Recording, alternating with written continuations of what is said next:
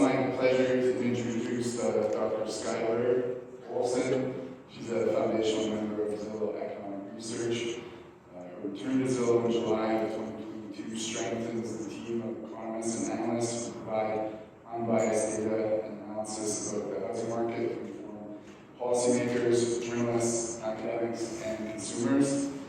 In the past 2 years, Dr. Olsen has built and supported public-facing economic and data programs in prop/fintech through Reimagine Economics, a consultancy she founded.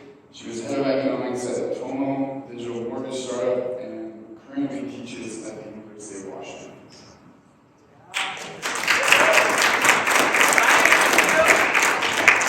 All of that is to really just say, I'm a super duper housing data freak, and I just can't stop, figuring out what's happening in housing. And I've been doing it, studying housing and thinking about housing for over 10 years now. And it's great to see so many faces that are like all the Jeffs that study or cover real estate. We've got Florida Jeff and or County Jeff. There he is. No, it's good to see everyone and so many faces. I can't walk away. So many faces that I recognize. And let's dive in. If you're not familiar with Zillow, I'd be very surprised. I'm sure almost all real estate editors and journalists have come in contact with Zillow data. I joke that it's kind of the sexiest data set I've ever met.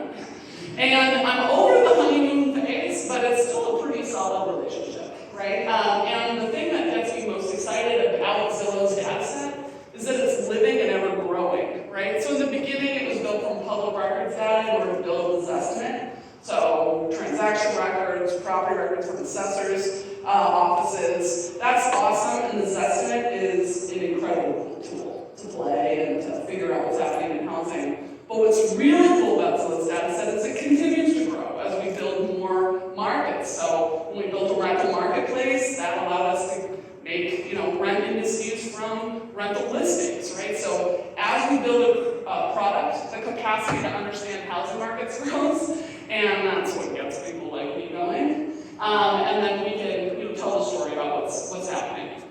Okay, so let's jump in. Y'all have been writing a lot of scary stuff. No, just kidding. So we're actually not kidding. It's very true. A lot of us have been having to grapple with really hard headlines and stories at a moment of incredible, unprecedented. Remember when unprecedented was a rare word? Unprecedented volatility and uncertainty. Okay. All right. So where are we now? Right. Let's just all of this. These bank crises. By the way, now we're thinking more of like a mini bank crisis, because if you layer that on top of the liquidity support from the pandemic in general, right, it really gets dwarfed and rather small in size. So all of this crisis sits on top of that larger one, right, which is we're not really past the pandemic, and we are most certainly not past the aftermath of the intervention because of the pandemic. And that brings us to job markets continuing to overheat and inflation, right? So right now, we're going to look at mortgage rates in a second. Of course we are. Oh my golly. But mortgage rates themselves comes back in so many ways to our expectations about inflation. And our expectations about inflation are driven in a lot of ways by what's happening in our labor markets, because we can see just how tight they are. So the Fed is most certainly watching this. They report on this. I'm sure, I don't know how many of you are, but I call it, it's like when the daddy economist calls us all to the family meeting, when the Fed FOMC meeting comes along and we all tune in for Fed Watch. It matters so much for housing because of those mortgage rates. Our most recent, pay attention to that last data point, big renewed upswing in job openings. Later, you're going to see another upswing in mortgage rates, and that has a lot to do with that surprise in labor markets, right? So we have another surprise pressure on labor markets. This is inflation. What I'm showing you here is not the way that we often kind of build the headline, right? I think the headline maker is more often the year-over-year, numbers. Here, I want to surface the month-over-month pace numbers, okay? Also, because I can't stop myself, I have to go touch the data to show you what I'm talking about, okay? All right, so real quick. So, if I look right here at this moment, see how it was after a bit of a decline in those more bold lines? And those bold lines, that's core inflation. It's not the headline maker that moves around a lot, right? It's the core inflation part that we're watching that helps us predict where inflation is going so we know what the Fed's going to do about it. Me and a bunch of other, I was going to call us idiots, but we don't use that word in my house, you know. We called it a little bit too early at that moment, right? We saw 3 or 4 months of maybe a downward trend, and we're like, we got this. Inflation is coming under control. That's when we saw mortgage rates come back down again, you know, nearing 5, you know, actually they came kind of really close to going under 6 again. And then boom, if you look at that graph now, step back and look at those gold lines. Do you think those gold lines are coming down?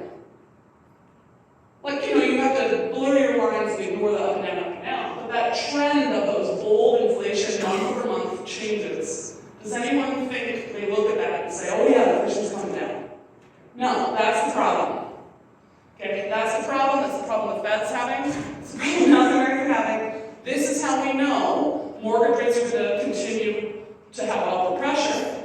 This is how we know the Fed is going to have to keep that pressure up. Because the inflation part is what's really painful. Well, there are a lot of things that are painful, but inflation is really painful.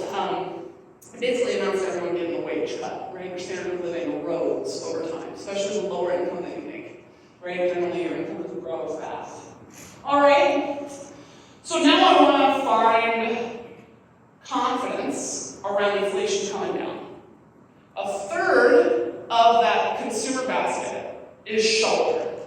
Okay? Now the Fed is going to try and track shelter, you know, across the full market, the releases, the people who haven't moved in 10 years, you know, everybody, rent across the full thing. But I should be able to look at market rate rent, so that active pressure, and that should give me a signal for maybe what release markets might experience, and maybe I can get some confidence over whether or not shelter costs are coming down, and if shelter costs are coming down or slowing down, maybe general inflation gets a break, maybe the Fed can give us a break, and mortgages can come back down. Okay, so we look at different ways to think what's happening to inflation. By the way, I did not put it in my slide deck, but I also look at freight price indices. Those are back to pre-pandemic, so no one can look and say, hey, it's supply chain right now. You can't do that anymore. Okay, it's not. That's not what's driving inflation. So we got to find different reasons. I'm going to focus on housing because I'm a housing economist. Okay, this graph in front of you, let's do a little measurement matters moment. Okay, that blue line, that's looking at rent over time across the nation. That is trying to capture typical asking rate rent. So it doesn't have the concessions in it, but what it does really well compared to, say, other opinions about, you know, what rent is doing, is it controls for the mix of homes that rent in any given period because we build it using a repeat rental listing index. It's one of the only ones available out in the market, so it helps me know where rents are actually going. You know, it doesn't say about what rental units are available. This helps me know where rents are going. What's the pressure on rent? All right, well, let's look at the pressure on rent. You can see without looking at that year-over-year graph that rent is way higher than it was pre-pandemic. That's that vertical dotted line. Right? You can see that almost apparent. Right? But you can also look at the year-over-year that's in that brown, and you can see that we maxed out a year-over-year change will be 17% higher. Okay, that was a year of flat rent, but still, that's crazy. That's a substantial upswing. But I care about the pace because I want to think about what's happening to general inflation. So look at that month per month down at the bottom. Okay? So that's my pace of market rate asking rent. We were slowing down, you know, it was, with a lot of the increased pressure on interest rates, made it a little bit harder for companies to grow, people were a little bit less, you know, optimistic maybe about moving, okay, things slowed down a little bit. I have labeled every previous May on the graph going back in time. Does the current pressure on the rental market look that much different from a pre-pandemic May? Not really. So rent is growing a little bit softer than normal, but probably not enough to give me a lot of really good confidence that inflation is coming down because the pressure is off the shelter. So I continue to be worried about inflation over time. I know the Fed is going to have to continue putting upward pressure on mortgage rates, well, all rates, and mortgage rates will fall off. Now, this is that same graph, but now I probably should have, that last half of my whole conversation, probably should have been looking at this part when we got to the month per month. So here you see that same month per month where I labeled everything going back in time, but it only goes up to April instead of the May. So here I have up to May because data drops at the beginning of the month. And by the way, this is actually not released yet. I didn't tell my PR team to make that in. So,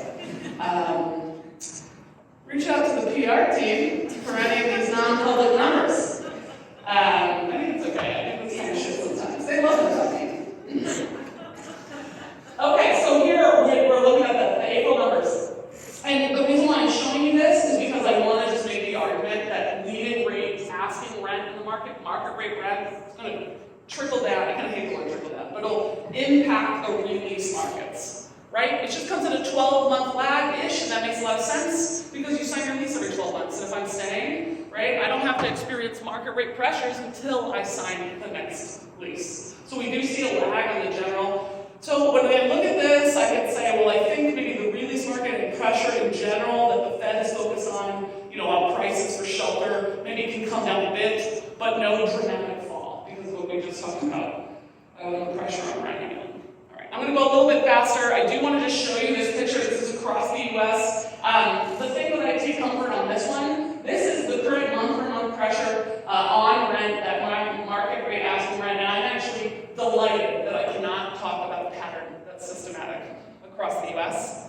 And one of the things that helps me kind of know is that in general we probably are losing a little bit of pressure. In general it's a more nuanced story about what's happening to rent. It has a lot to do with where the supply is coming on, where people continue to move, and I was about to say price corrections, but I've decided to bring it into the modern vernacular and call it market clapback.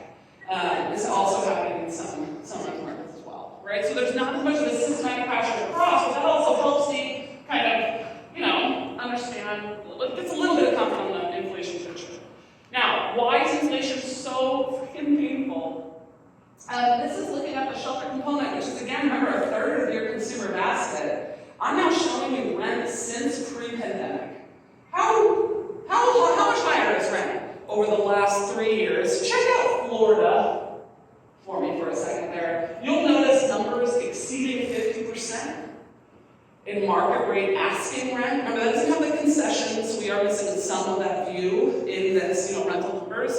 But we're talking extreme pressure on maybe, a rental, right? Obviously, in terms of that expense. And that's going to have implications for in a little bit. Okay, so let's pop back to these mortgages because, a lot of this focus and, the Fed putting upward pressure on interest rates, this is the experience that the for-sale market then inherits, right? From, honestly, going from leverage of a lifetime in the early part of the pandemic, such dramatically low mortgage rates, below even global financial crisis, lower than that. Okay, mortgage rates come down even further for an extended period, and then of course we see the shock, and this is the same shock that we've heard a lot of the panelists talk about, even in commercial real estate, this upward pressure on interest rates that was generalized from the Fed, wham! Okay, now, it matters a lot that mortgage rates are up, but it's actually more important that they are up so recently and so dramatically. That's what causes a lot of the interest rate lock-in moment, right? It's been sudden. It hasn't, it's not that long ago. And it also matters that it's going up, down, up, down, up, down. Now we have extra bad news. So look at the very end, we're on another upswing, and it's a bad one. It hurts. We've got a little bit of a break if I look at the daily numbers, but that's another big upswing in mortgage rates. Up, down, up, down, up, down. That experience is like qualify, don't qualify, qualify, don't qualify. For even the, almost the median buyer, let alone the marginal one, but certainly that person on the cusp has a really hard time figuring out whether they can even move forward in this environment. Now, that most recent upswing that's happening, that's the more recent jobs number shock and that PCE shock that we got, where it was just, we thought we had a bit more of a handle on inflation, and then we get shocked by the fact that it's good and truly hard to do it, so the Fed has to come out and say,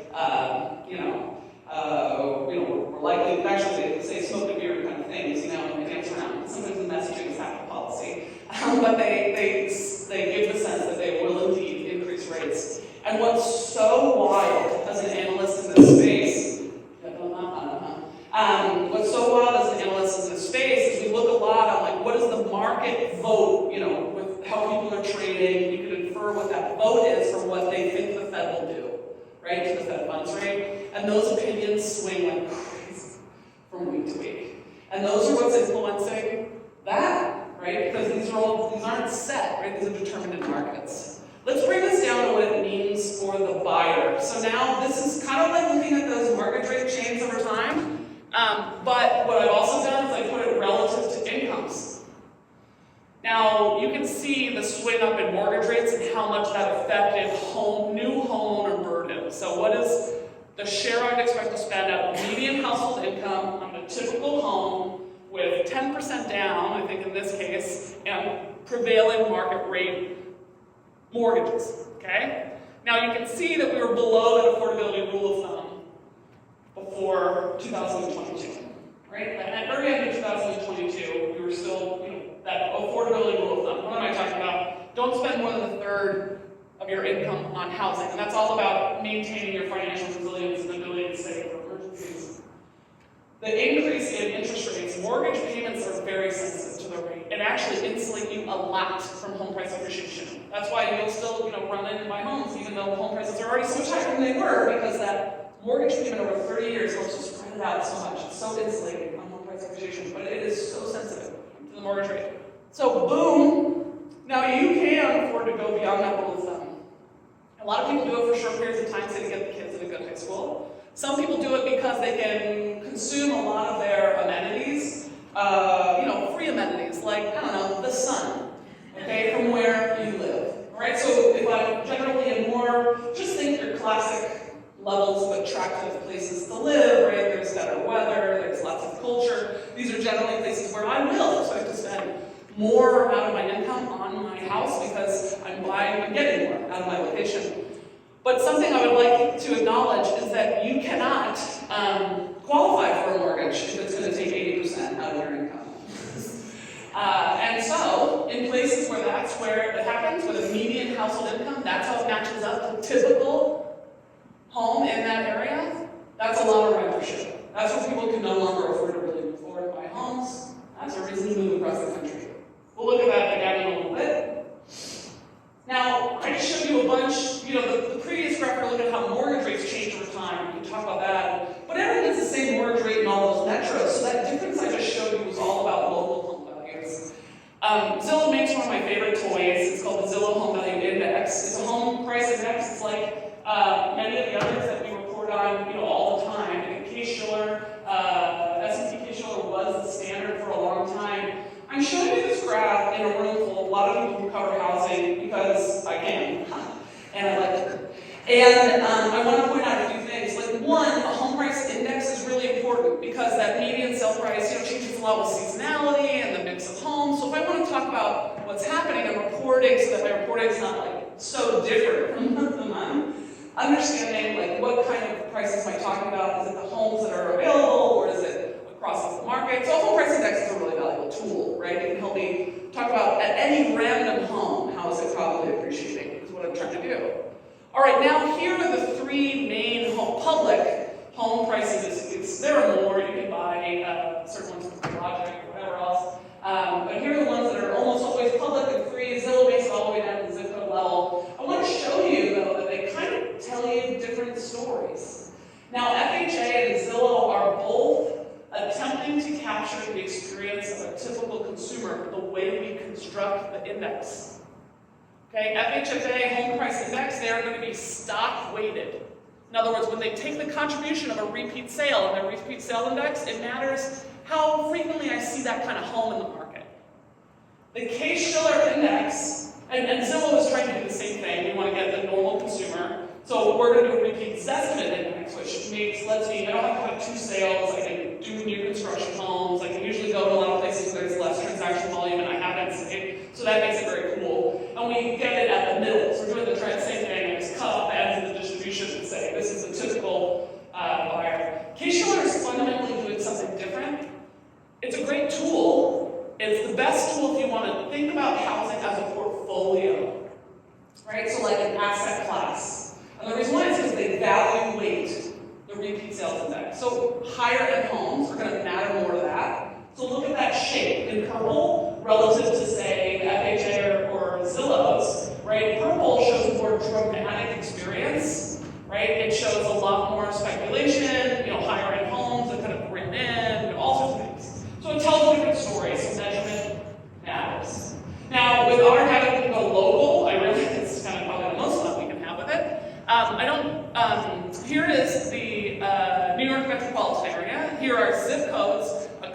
on the left, you're looking at month per month. On the right, you're looking at year over year. And I'm doing this intentionally. Year over year is like, what was the pressure on average over this whole year, right?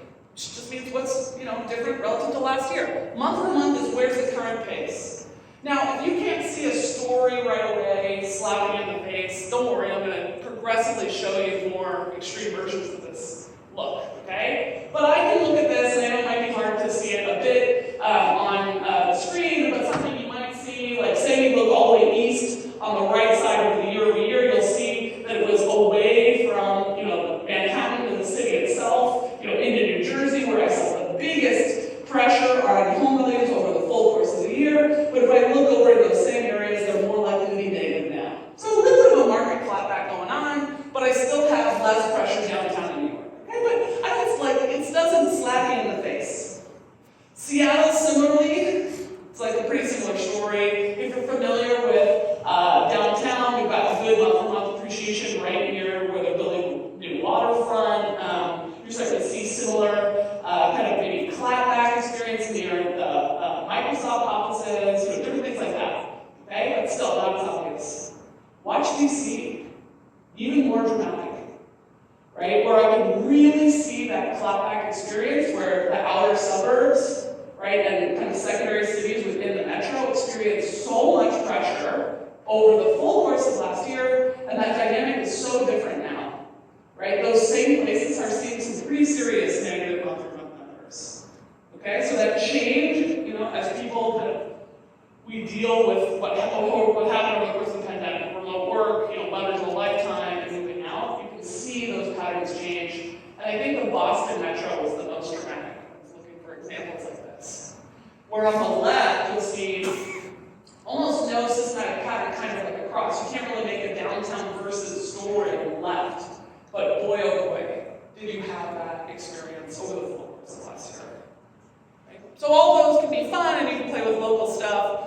Now, I talked about, this is that same idea of the homeowner burden, but now I'll change your home values and your incomes over time. Whereas before I was changing your mortgage rate, and we talked about home value over time, affordability, so your burden out of median household income. Let me add that one on now. So that, what color? Gold, brownish, guy. That's that homeowner burden. So the monthly burden, the share of my income on a new mortgage. I put rent up there. You can see how they changed places so dramatically after mortgage rates increased. Now, let's think about what this means. That means before December 2022, not only might I have thought that buying a home was a good long-run investment for me, but I also probably understood it to be more affordable on a monthly basis. It provided me more housing security than renting did, because it was more affordable on a monthly basis, okay? Now, that's flipped. It is not clear to the typical median household income holder, right, that buying, to anybody, in so many ways, that buying a home is going to be more affordable on a monthly basis than renting it. Okay? People talk about the terminal mortgage rate, which I love that we use the word terminal when we say our expectations for 3 to 4 years out, because that'll be the end of times.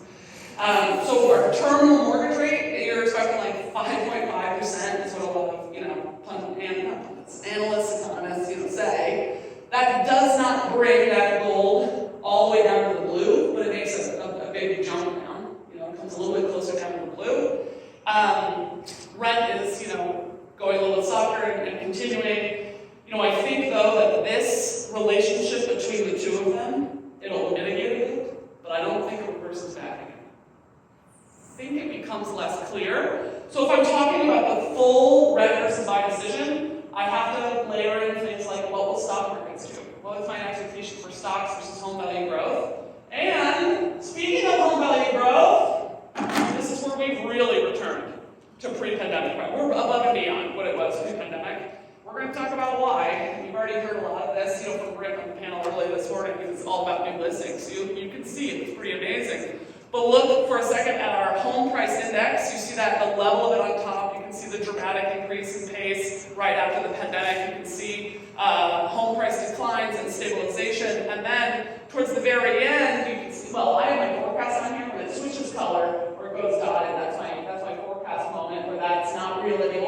going into the future, our anticipation. But even in the dark blue, right, you can see it start to increase. If Elizabeth took off my label. I gotta touch it now. Okay, this right here is the last May, and I've labeled every May, okay? I'm pretty sure in press, if you remember Zillow, this is 1.1%, right?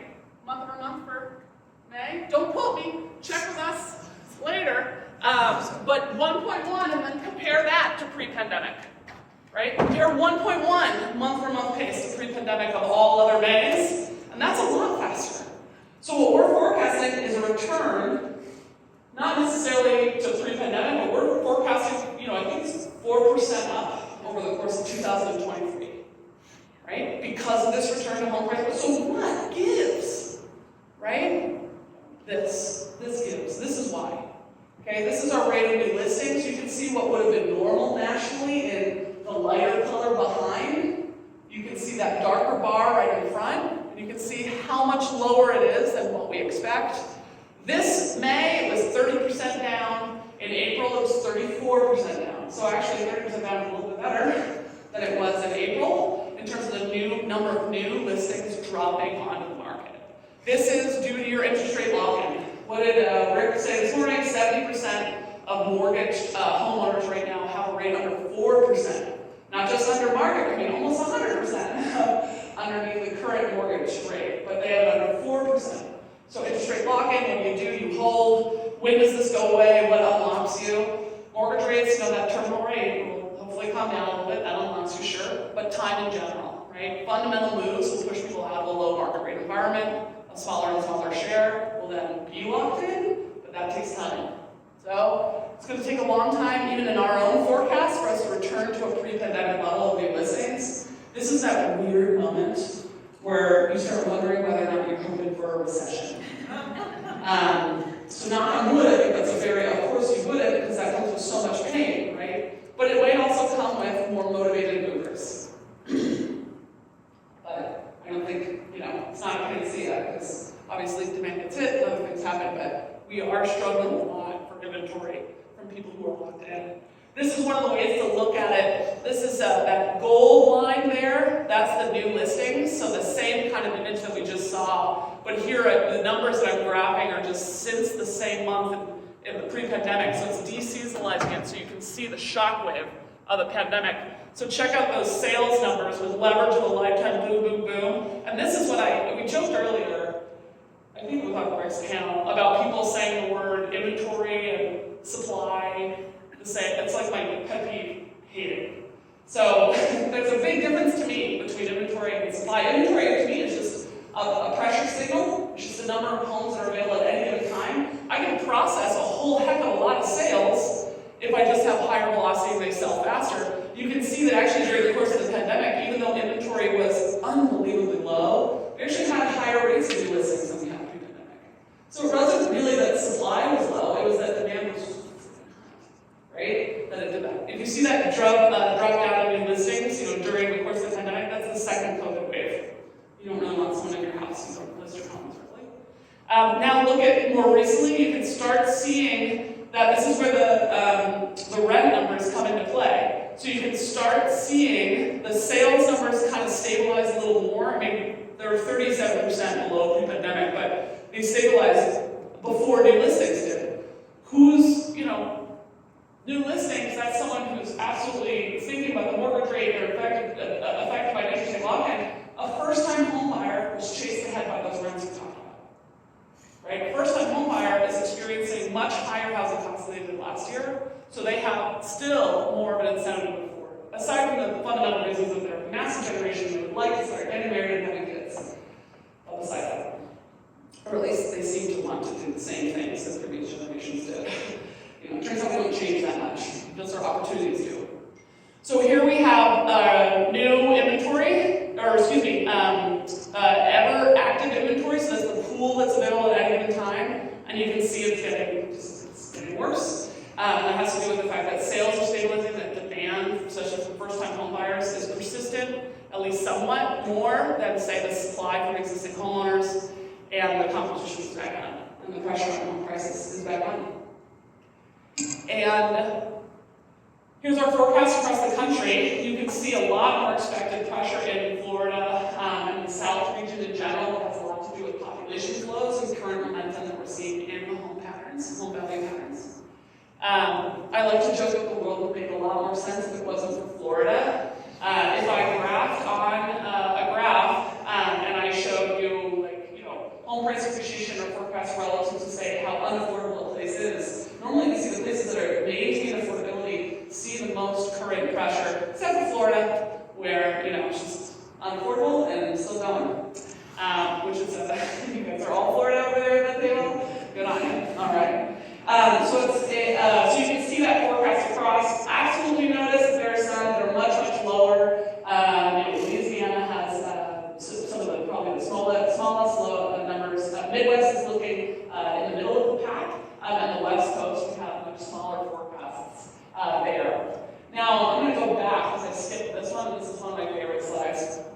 Economists talk a lot about price-to-income ratios, but I like to do a little bit of emotional algebra around the price-to-income ratio to make something that's years to save. So how long would it take to save 20% down on the typical home with 5% of your income, right? The price-to-income ratio looks exactly the same, but it has an emotional interpretation. How long is it going to take me to save for this thing all by myself?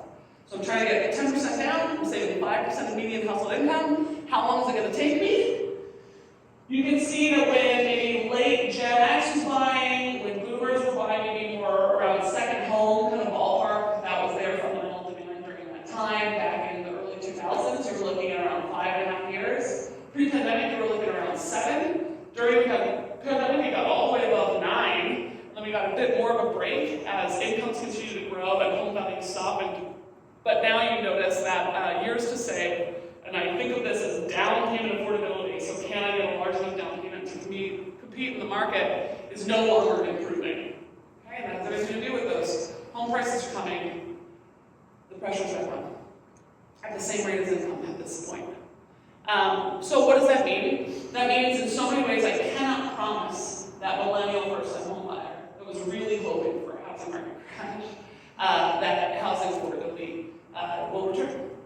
So I think when we think about the future, and at Zillow and everything, we continue to think about how do we help people navigate this kind of situation, because fundamentally, right, I don't think we're not in that space, right? We're not in that space where things are going to suddenly be more affordable. So, it's supporting the renter's journey through, it's helping more people access credit, it's all the work to handle that, okay? I'm going to just show you the same picture, just across space. It'll take you 2 decades to save up for the down payment all by yourself on the West Coast. You can do it in 4 years in Peoria, Illinois. I'm also matching up local home values and local incomes.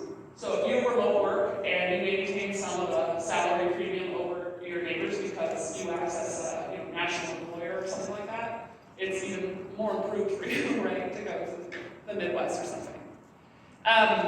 So this is a big thing that could potentially be driving moves. Right now, a lot of these moves are probably a share of all moves, larger share of all moves, for reasons like this, and people seeking new jobs elsewhere. Though all moves are likely slowing down, people are moving less often. That usually happens during unaffordability, right? Because you benefit from the same, both as a renter and as an existing homeowner. Now.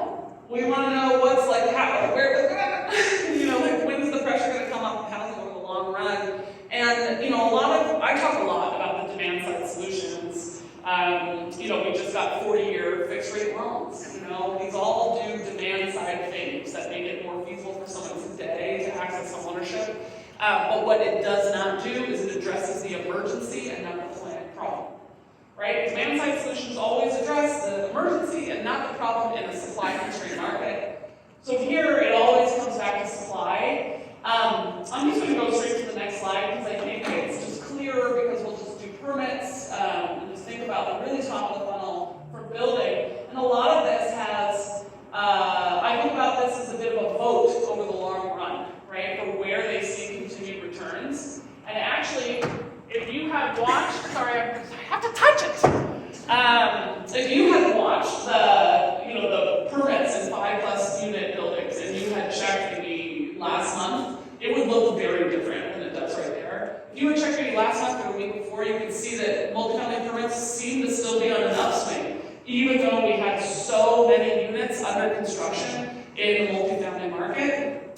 and now it's come on back down again. And I think that, this has a lot to do, it could do with just the current building and just votes of confidence in the recession that's coming along this way, and when that kind of distress hits. So a lot of, but there's like my belief in the single-family units to finally see that come back. It has already hit a bottom. Builder confidence is up. Lumber is still like 17% more expensive than it was pre-pandemic, but that's a big improvement from where it went. So there's still a lot of challenges. And the reason why I care so much about building is because we have a whole heck of a lot of people that need somewhere to live. So I love this slide because it really puts into perspective the relative sizes of the generations. The boomers they're the existing homeowners, by the way, that are locked in. So they have more incentive to hold than they did in the past because of those interest rates and because of that lock-in. And if you want to meet me at the reception, ask me what I think ADUs do to the incentive for homeowners to hold. And yet I have this massive generation that also needs homes, right? And it's just, we see what's happening. This is what we're watching happen. This is the erosion of housing affordability. And we need to continue to build. So, I think that's all. I'm going to leave you with this happy note that you guys do incredible work when you help people answer these questions, because the answers are not straightforward anymore, if they ever were.